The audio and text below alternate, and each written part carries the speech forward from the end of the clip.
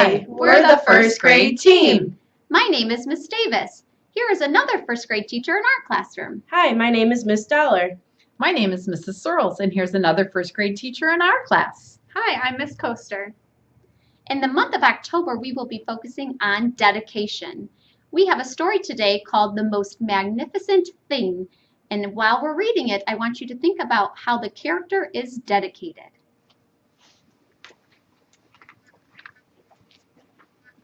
The most magnificent thing.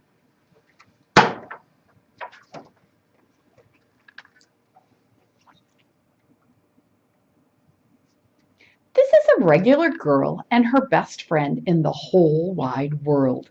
They do all kinds of things together. They race, they eat, they explore, they relax. She makes things. He unmakes things. One day, the girl has a wonderful idea.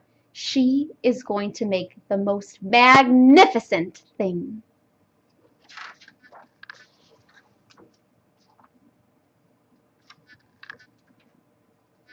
She knew just how it will look. She knows just how it will work.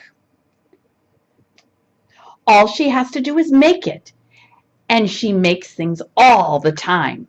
Easy peasy. First, she hires an assistant.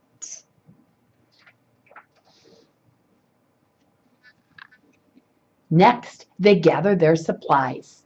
They set up somewhere out of the way and get to work.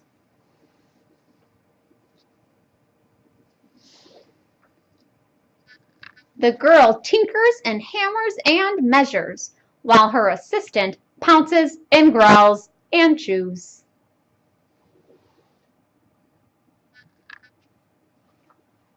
When she's finished, she steps back to admire her work. She walks around one side. Her assistant examines the other side. It doesn't look right. Her assistant picks it up and gives it a shake. It doesn't feel right either. They are shocked to discover that the thing isn't magnificent or good. It isn't even kind of sort of okay. It is all wrong. The girl tosses it aside and gives it another go. She smooths and wrenches and fiddles. Her assistant circles and tugs and wags. When she's finished, she stands up and takes a long look at it. Her assistant gives it a nudge with his paw. The thing is still wrong. She decides to try again. The girl saws and glues and adjusts. She stands and examines and stares. She twists and tweaks and fastens. She fixes and straightens and studies. She tries all different ways to make it better. She makes it a square. She makes it round. She gives it legs. She adds antennae.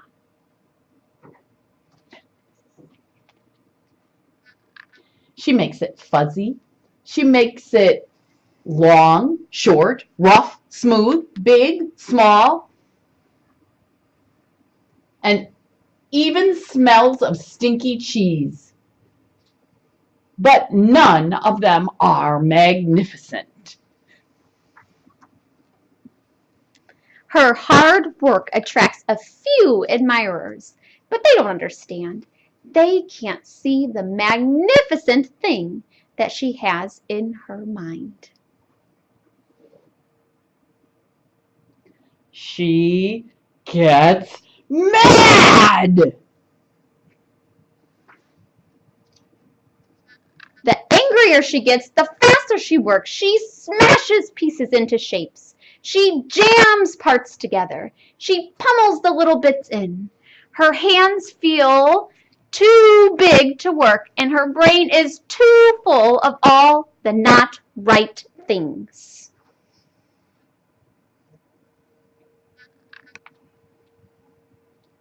If only the thing would just work! Crunch! The pain starts in her finger. It rushes up to her brain and she explodes! It is not her finest moment. I'm no good at this. I quit. Her assistant suggests a walk. It's not much help at first.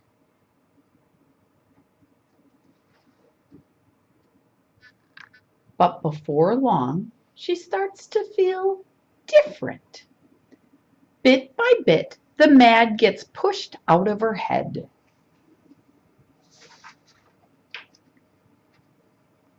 As they stroll along, she comes across the first wrong thing she made.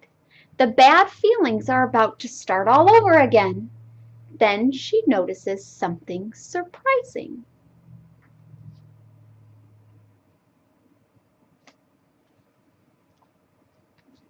There are some parts of the wrong things that are really quite right. The bolts on one, the shape of another, the wheel to seat ratio of the next. There are all sorts of parts that she likes. By the time she reaches the end of the trail, she finally knows how to make the thing magnificent. She gets to work. She works carefully and slowly, tinkering, hammering, twisting, fiddling, gluing, painting. Her assistant makes sure there are no distractions. This is the perfect thing to ward off bears. This will stop that leak.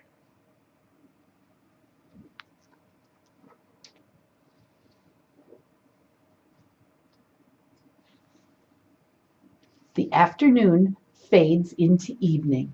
Finally, she finishes. She alerts her assistant. The pair take a good long look. It leans a little to the left, and it's a bit heavier than expected. The color could use a bit of work too, but it's just what she wanted. They climb aboard and take it for a spin. They are not disappointed. It really is the most magnificent thing.